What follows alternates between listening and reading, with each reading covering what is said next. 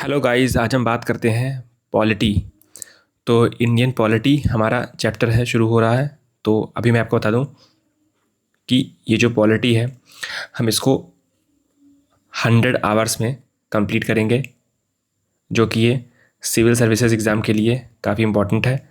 और अच्छे से पढ़ेंगे इसको, जिसमें मैंने NCERT प्लस मैंने NIOS के नोट्स प्लस मैंने इसमें DD बासु,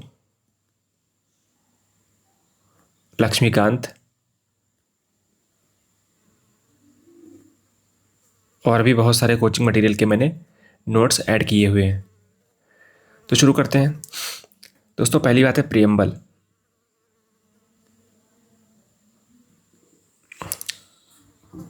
सबसे पहले प्रियम्बल आता है, बट अगर हम देखें प्रियम्बल में क्या लिखा हुआ है, फिलॉसफी। फिलॉसफी का मतलब ये होता है कि वो है, आखिर वो है क्या, उसका मर्म क्या है, उसका उसका मेन तत्व क्या है। ये होती है फिलॉसफी, कि उसका एम क्या है। किसी भी चीज़ का एम जो होता है उसको बोलते हैं फिलॉसफी। तो अगर हम देखें कि भारत का संविधान है क्या, अगर आपसे कोई पूछे कि इंडियन कॉन्स्टिट्यूशन का एक एम बताओ, तो क्या है? कुछ बोलेंगे डेमोक्रेसी इस्टेब्लिश करना, कुछ बोलेंगे कि जुडिशरी को अच्छा करना, कुछ बोलेंगे पार्लियामेंट्री फॉर्म। बट ये सारी चीज़ें एम नहीं है, ये तो फीचर्स हैं। फीचर्स का मतलब होता है कि इनके टाइप्स हैं, ये कोई एम नहीं है। कॉन्स्टिट्यूशन का मतलब सिंपल सा होता है, अगर किसी कंट्री में कॉन्स्टिट्यूशन है तो उसका एक ही एम है, मेनली प्राइमरी एम ये है कि लिमिट करना limitations, put limitations on state. State क्या है?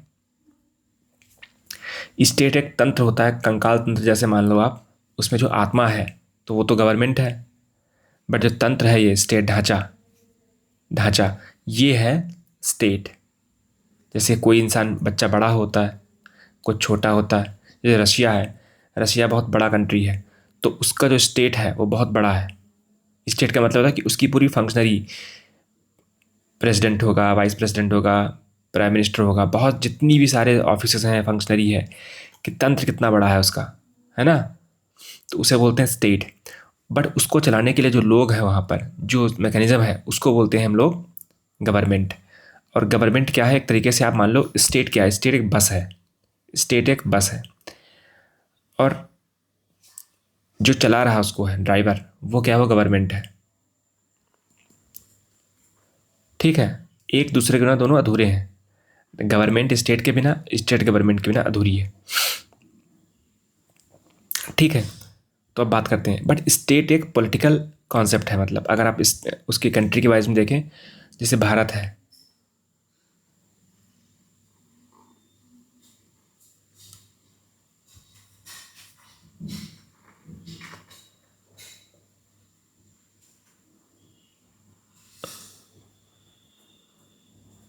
ठीक है, भारत अगर है, तो भारत में क्या है कि ये तो भारत कंट्री है, जो लैंड दिख रहा है, लैंड कंट्री है। अब जो नेशन क्या है, नेशन है लोगों से मिलके बना हुआ है। नेशन का मतलब होता है जो लोग रह रहे हैं यहाँ पे, people, whole population, whole population of India, तो वो नेशन है। अब भारत में कह सकते नेशन हो आप, बट भारत एक मल्टी नेशनल नेशन है। मल्टीनेशनल का मतलब होता है कि बहुत सारे नेशंस हैं, लैंग्वेज के बेसिस पे, रिलीजन के बेसिस पे। नेशन का मतलब ही होता है कॉमनैलिटी, कॉमन क्या क्या है।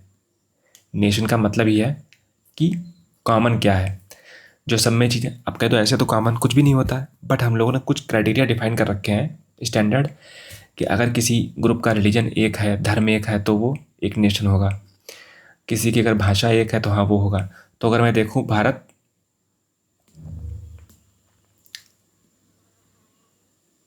तो अगर मैं भारत को देखूँ, तो मान लो ये मुस्लिम्स,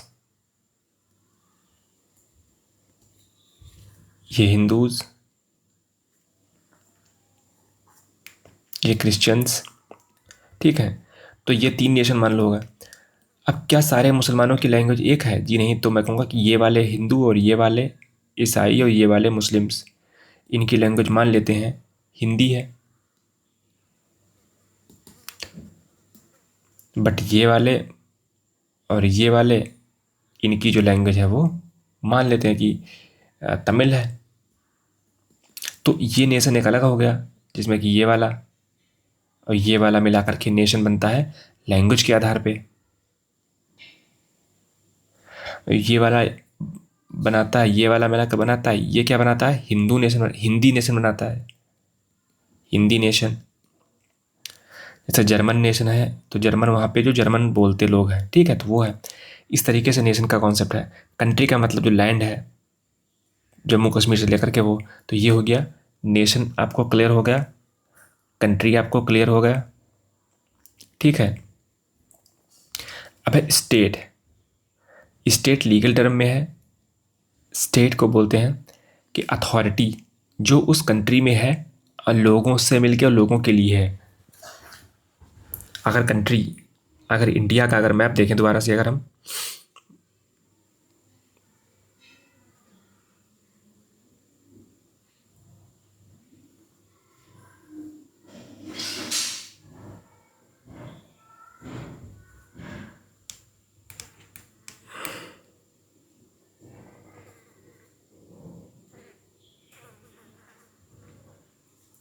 अगर इंडिया का मैप देखें तो इंडिया अगर कंट्री, जो लैंड इसका है पूरा, अगर ये है कंट्री, तो जो इसमें लोग रह रहे हैं, पीपल, जो लोग रह रहे हैं वो है नेशन। और चूंकि इसी लैंड पे और इसी कंट्री के लोगों के लिए जो अथॉरिटी काम करती है, सरकार का सिस्टम जो है पूरा, गवर्नेंस का सिस्टम है, गवर्नमेंट का जो सिस्टम है उसको बोलते हैं स्टेट। तो क्या प्रेसिडेंट स्टेट है? जी है। आप प्रेसिडेंट से सवाल जवाब कर सकते हो, पूछ सकते हो अपने बारे में। पार्लियामेंट स्टेट है? जी हाँ है। क्या ओएनजीसी या आप कह लो कि आरबीआई स्टेट है? जी हाँ स्टेट है, क्योंकि उसमें पावर है। हाँ, आरबीआई के गवर्नर बदलते रहते हैं, जो आरबीआई के वहाँ पे गवर्नर साहब हैं वो बदलते रहते हैं, बट आरबीआई अपने आप में स्टेट है। ठीक है। जैसे कि सरकार, सरकार के अगर मैं देखूं, government of India, central government, central government जो है उसमें क्या है? एक तो एग्जीक्यूटिव है, लेजिस्लेचर है, जुडिशरी है, ये सारे स्टेट हैं। बट इसमें जो लोग काम कर रहे हैं वो क्या है? वो गवर्नमेंट है। खास करके लेजिस्लेचर उसमें ये सरकार है, जुडिशरी भी सरकार में आती है, तो सरकार है। तो सरकार क्या है? सरकार उस, मैंने बताया ना आपको कि ड्राइवर की तरह है, जो हर 5 साल में, 10 साल में उसकी एज लिमिट होती है, बदलते रहती है। बट जो स्टेट है वो एक सिस्टम बना हुआ है। जैसे मैं कहूँ कि चाइना और इंडिया का स्टेट क्या एक है? जी नहीं, क्योंकि इंडिया का स्टेट अलग तरीके का है, उसका स्टेट अलग, वहाँ पर प्रेसिडेंट मेन होता है, भारत में प्राइम मिनिस्टर मेन होता है, ऐसा दे रखा है। तो भारत का ढांचा अलग है। ये वही बात है कि चाइना के पास मान लो वीवो का फ़ोन है और भारत के पास मान लो एप्पल का फ़ोन है, तो इस तरीके से हमारा ढांचा अलग अलग है ना, डिज़ाइन अलग अलग है। तो जो डिज़ाइन है गवर्नेंस की उसे बोलते हैं स्टेट। तो स्टेट एक पॉलिटिकल टर्मिनोलॉजी हो गई। तो 3 वर्ड काफ़ी इंपॉर्टेंट होते हैं। और कॉन्स्टिट्यूशन का जो एम दोस्तों होता है वो होता है कि लिमिट करना उस स्टेट की अथॉरिटी को, ताकि वो, अक्सर देखा गया है इतिहास में कि जो भी इंसान, गवर्नमेंट जो होती है, जब भी वो स्टेट को संभालती है, कंट्री को संभालती है, लोगों को संभालती है, वो अपनी पावर को इंक्रीज़ करती है और फिर वो पावर बन जाती है टिरनी में। पावर टिरनी में कन्वर्ट हो जाती है, मतलब तानाशाही में कन्वर्ट हो जाती है, डिक्टेटरशिप में कन्वर्ट हो जाती है ना। डिक्टेटरशिप में कन्वर्ट हो जाती है और फिर वो लोगों के अधिकारों को छीनने लगती है। हमें बस इस चीज़ से बचना है, हमें इस चीज़ से बचना है। और क्या करना हमको है? हमको एक ऐसा स्टेट बनाना अपने आप में है कि हम जो लिबरल हो, जो हमें सुन सके। और चूँकि 1.5 अरब की आबादी में जब एक राजा होगा और सब पे हुकूमत करेगा, तो इसका मतलब ये है कि ये अपनी ज़रूरतें पूरी करेगा, बाकियों को रौंदेगा इस ज़मीन की तरफ। तो हम लोगों ने क्या कहा, नहीं, हमें एक ढांचा बदल देंगे। जो स्ट्रक्चर है, स्ट्रक्चर का हमने क्या बोला था, स्टेट। हम स्टेट को बदल देंगे और स्टेट ऐसा फॉर्म करेंगे ताकि उसमें एक मैकेनिज़्म हो, स्टेट के अंदर ही मैकेनिज़्म हो कि एक ऑर्गन दूसरे ऑर्गन पे कंट्रोल रख पाए, जैसे कि होता भी है। लेजिस्लेचर कंट्रोल रखता है एग्जीक्यूटिव पे, एग्जीक्यूटिव रखता है जुडिशरी पे, ठीक है। तो ये है। तो अभी संविधान का हमारा जो एम है वो क्या है कि जो अथॉरिटी है, जो स्ट्रक्चर है स्टेट का, स्टेट की अथॉरिटी को कम करना। ऐसा ना हो कि इसलिए देखा आपने होगा कि कई बार सुप्रीम कोर्ट जो है वो सरकार मतलब यहाँ पे मैं कह रहा हूँ कि जो लेजिस्लेचर जो है उसको डांटता है कि आप ये क्या क्या कर रहे हो। अगर वो कुछ गलत काम कर रहा है या फिर किसी भी इंडिविजुअल का अगर राइट हनन हो रहा है, तो सुप्रीम कोर्ट आता है बचाने के लिए। क्यों? क्योंकि फिलॉसफी संविधान की हमारी ये है कि इंडिविजुअल के राइट को प्रोटेक्ट करना है, ठीक है। तो यही बात, ये तो हो गई बेसिक फिलॉसफी। अब ये बेसिक फिलॉसफी आप कह लो कि ये तो पूरे वर्ल्ड की फिलॉसफी है, जितनी पूरी दुनिया भर में चल रही है संविधान की। जो पॉलिटिकल साइंस के विद्यार्थी हैं वो समझते होंगे कि पॉलिटिकल साइंस में ये कहा ही जाता है कि फिलॉसफी संविधान की यही है कि स्टेट की टायरनी पे कंट्रोल करना। जब स्टेट की टायरनी, जो स्टेट की पावर जो कंट्रोल हो गई, फिर दूसरा काम क्या है कॉन्स्टिट्यूशन का, जस्टिस को प्रिवेल करना। जस्टिस के बाद इक्वालिटी, लिबर्टी, फ्रेटर्निटी, ये चीज़ें आती हैं। इक्वालिटी होगी, जब इक्वालिटी होगी तभी तो लिबर्टी होगी, है ना।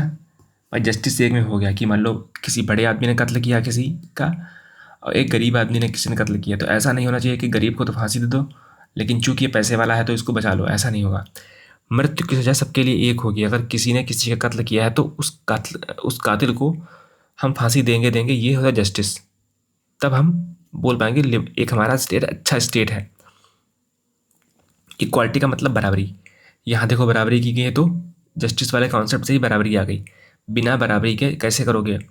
और जब बराबरी हो जाएगी, बराबरी किस सेंस में, इकोनॉमिक टर्म्स में, पैसों में, पॉलिटिकल में, है ना, इस तरीके से सोशल समाज में पता लगा कि कई सारे धर्म है रहते हैं, एक बड़ा अपने आप को बोलता है, एक छोटा मानता अपने आप को है, तो कैसे हो पाएगा?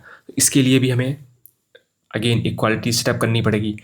तो हमको वो स्ट्रक्चर जो है स्टेट अपनी गवर्नमेंट से कहेगा, जो अपने लोगों से कहेगा, वो जिसको बोलते हैं गवर्नमेंट, कि आप ऐसे लॉज फॉर्म करिए जो समाज में इक्वालिटी ले आ पाए। हाँ, तो आ गई। जब इक्वालिटी आएगी, जब इक्वल लोग होंगे तभी तो वो लिबर्टी फ्री फील कर पाएंगे। अगर एक आदमी बहुत ताकतवर है, एक बहुत छोटा है, तो इक्वल कैसे, लिबर्टी कैसे फील कर पाएंगे? ये लोग तो काम ही करते रह जाएंगे। बड़ा वाला आदमी जो है वो तो पूंजीवाद के चक्कर में पैसे वाला हो गया, लेकिन ये तो गरीब बहुत बेचारा, तो लिबर्टी कैसे गेन करेगा? ये तो गुलाम पहले से ही है। कैसे? उस स्ट्रक्चरल इश्यूज जो है उसमें गुलाम है। तो संविधान यही कह रहा है कि लिबर्टी होनी चाहिए, लिबर्टी कुछ भी काम करने की। अगर कोई बड़ा कंपनी का मालिक है, वो अगर तुमको कम पैसे में काम दे रहा है तो आप उसको मना कर पाओ, ठीक है। तो ये हो गया। अभी प्रियम्बल क्या है?